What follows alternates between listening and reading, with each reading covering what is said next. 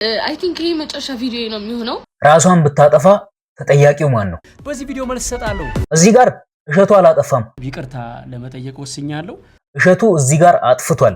ምክንያቱም በቃ ደከመኝ ጋይስ። አሁን ደግሞ ከሰው ጋር አይደለም ገባችሁ ፋይት እያደረኩት። ሰሞኑን እንግዲህ በኮሜዲያን እሸቱ መለሰና በቲክቶከሯ ባምቢ ሀበሻ መሃል የተፈጠረው ውዝግብ ወደ ሌላ ደረጃ የተሸጋገረ ይመስላል። እሸቱ መለሰ እንግዲህ ዛሬ ላይ እየጨፈሩ ቂጣቸውን እያወዛወዙ ቲክቶክ ላይ ቪዲዮ የሚለቁ ልጆችን ነገ ላይ ደግሞ ነጠላ አልብሶ የቤተክርስቲያን ገቢ ማሰባሰቢያ ማስታወቂያ ማሰራት ተገቢ አይደለም። ምክንያቱም ቤተክርስቲያን በእነዚህ ልጆች ትወክላለች የሚል አስተሳሰብ ሰው ዘንድ ይፈጠራል የሚል ሐሳብ አንስቷል። እዚህ ጋር እሸቱ አላጠፋም 100% ትክክል ነው የሚሉ ሰዎች አሉ።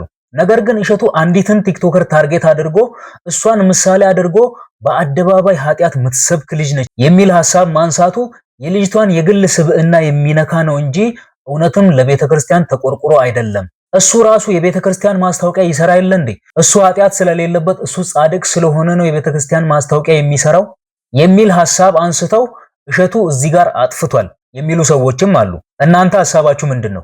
እሸቱ አጥፍቷል ወይንስ የእሸቱ ሐሳብ ትክክል ነው? ባምቢ እንግዲህ በዚህና በተደጋጋሚ የደረሰባት ባለው ስድብና ዘለፋ ምክንያት ወደ ሆነ አይነት ሜንታል ሄልዝ ክራይሲስ የገባች ትመስላለች። ለዚህም ማሳያ የሚሆነው ቲክቶክ ስቶሪዋ ላይ ያስቀመጠችው መልእክት ነው። ባለጌው ደስ ይበለው ብዬ ነው፣ እኔም በጊዜ ከጌታዬ ጋር መሆኔ ይሻለኛል። እዛ እንደውም እህቴም ወንድሜም ይጠብቁኛል፣ እኔም ናፍቀውኛል። ከቦኒ ጋር ሆነን እንጸልይላችኋለን፣ ዘና ብላችሁ ኑሩ፣ ይስፋችሁ አበቦቼ። ይሄ እንግዲህ ምን ያክል ጭንቀት ውስጥ እንዳለችና ራሷን የማጥፋት ውሳኔ ልትወስን እንደምትችል የሚያሳይ ነው ብዬ አስባለሁ። እዚህ ጋር ቦኒን ማንሳቷ ደግሞ ሌላ ነገር ነው።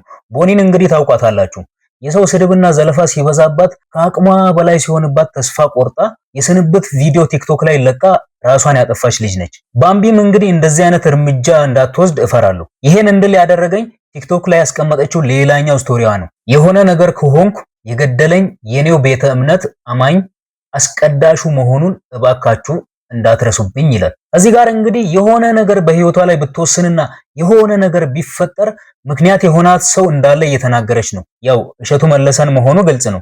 ነገር ግን እኔ እቺ ልጅ እዚህ ውሳኔ ላይ ልደርስ የቻለችው በእሸቱ ቪዲዮ ምክንያት ነው ብዬ አላምንም። ምክንያቱም እቺ ልጅ ለብዙ ጊዜያት ለ2-3 ዓመታት ብዙ ሰው ሲሰድባት ሲዘልፋት ስራዋን እንዳትሰራ አካውንቷን በማስ ሪፖርት ሲያደርጉባት ነበር እና ይሄን ሁሉ ነገር ችላ ምንም እንዳልተፈጠረ እየሳቀች እየጨፈረች ቪዲዮ ትለቃለች። ምናልባት ከዛ ቪዲዮ በኋላ በሚሰጧት መጥፎ ኮሜንቶችና ስድቦች ምክንያት ከፍቷት ብዙ ቀኖችን ብዙ ምሽቶችን እያለቀሰች ከርማ ሊሆን ይችላል። አስቡት እስኪ ብዙ ሰው ተነስቶ ኮሜንት ላይ ሰድቦን አይደለም፣ ብዙ መጥፎ ሜሞች ተሰርተውብን አይደለም፣ የቤተሰቦቻችንን ክብር የሚነኩ ብዙ ቪዲዮዎች ተሰርተውብን አይደለም።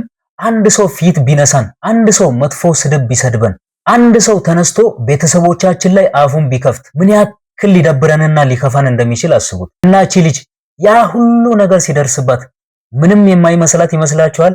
እኛ የምናውቃት ሚዲያ ላይ ነው። ከሚዲያ በኋላ ምን አይነት ህይወት ምን አይነት ነገሮችን እንደምታሳልፍ በጭራሽ አናውቀው። ታዲያ ያ ሁሉ ነገር ደርሶባት ያ ሁሉ የስድብ ውርጅብኝ ደርሶባት ምንም እንዳልተፈጠረ ደስተኛ መስላ ይሄን ሁሉ ጊዜ የኖረች ልጅ በእሸቱ አንድ ቪዲዮ ምክንያት ብቻ ወደ አምላኬ ብሄድ ይሻለኛል የሚል የመጨረሻ የተስፋ መቁረጥ ንግግር ትናገራለች ብዬ አላምንም። የእሸቱ ቪዲዮ ለረጅም ጊዜ ያፈነችውን ነገር ለረጅም ጊዜ ችላ የኖረችው ነገር ከአቅሟ በላይ እንዲሆን አደረገ እንጂ ሙሉ በሙሉ በሱ ውሳኔ ነው እዚህ ደረጃ ላይ የደረሰችው የሚል አመኔታ የለኝም በጭራሽ። ይቅርታ ለመጠየቅ ወስኛለሁ። እሸቱ መለሰም እንግዲህ ከለቀቀው ቪዲዮ በኋላ ብዙ ስድብና ወቀሳ እየደረሰበት ነበረ። ታዲያ እሱም ይቅርታ እንደሚጠይቅ ተናግሮ ብዙ ሰው የሱን የይቅርታ ቪዲዮ እየጠበቀ ነበር እና እንዳለውም ይቅርታ ጠይቋል። ነገር ግን ይቅርታ የጠየቀው ባምቢን ሳይሆን የኢትዮጵያን ሕዝብ ነው። የኢትዮጵያን ሕዝብ ይቅርታ የጠየቀበትም ምክንያት እስከዛሬ እንደዚህ አይነት ቪዲዮ ሳይሰራ በመቆየቱ እስከዛሬ ብዙ ቲክቶከሮች ብዙ ነገር ሲሰሩ ብዙ ነገር ሲያደርጉ ዝም በማለቱ ነው እንጂ ባምቢ ላይ በሰራው ቪዲዮ ጸጽቶት ወይንም በዛ ቪዲዮ ምክንያት ጥፋተኝነት ተሰምቶት አይደለም። ይሄን የተከበረ ሕዝብ ይቅርታ ለመጠየቅ ወስኛለሁ እና የኢትዮጵያ ሕዝብ በእውነት ይቅርታ ጠይቃለሁ እስካሁን ስለዘገየው። በእውነቱ ድሮ ነበር እኮ እንዲህ አይነት ፕሮግራም መጀመር የነበረብኝ ወገን። ስንት ጉድ እኮ አለፈ። እንደውም እሷ ላይ የሰራውን አይነት ቪዲዮ አጠናክሮ እንደሚቀጥል ነው የተናገረው። እስከዛሬ እንግዲህ ብዙ ነገር እያቃጠለኝ ብዙ ነገር አንጀቴን እያሳረረው ዝም ብዬ ቆይቻለሁ።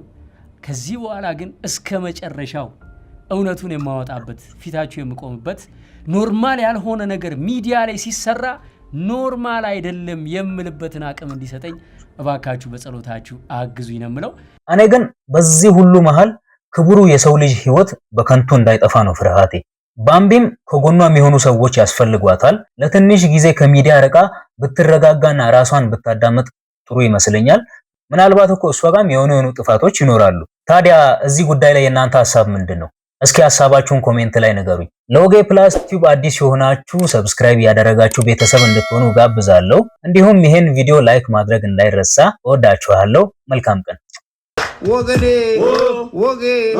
ወገኔ